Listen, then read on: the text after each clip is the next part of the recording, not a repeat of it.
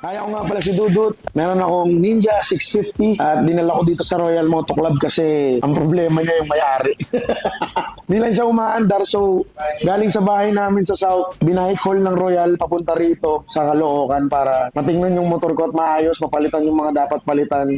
Kaya ako dito sa Royal napili kasi nga may isang beses na nadiskarga ako, nagamit ang ibang motor sa kalsada, tinawagan ko sila para i-rescue ako, para makargahan yung baterya ko. Naisip ko na sila din yung magdadala ng motor ko from bahay namin dahil hindi umaandar papunta rito sa Caloocan. Kaya dito ko dinala sa Royal. Bago nila dalhin dito yung motor ko, may checklist silang dala, yung pinick up nila. Tapos chinikan nila doon yung mga maaaring maging problema ng motor ko kasi sinilip nila doon sa bahay. Tapos yung checklist na yun yung ipaprioritize ng mga mechanics dito para tingnan. In-update na nila ako kanina na hapon na kasi ako nakapunta. Okay lang, nabalikan ko na lang. Naghihintay lang talaga ako rito kasi sarap tumambay. Once again, ako nga pala si Dudut at iniimbitahan ko kayo dito sa Royal Moto Club para mapatingnan ng mga motor nyo. Masilip kung ano yung meron sa membership ng Royal Moto Club. I-like nyo yung page nila sa Facebook, Royal Moto Club, sa Instagram at sa TikTok. At yun, kita-kits tayo dito, tambay tayo rito at magkape.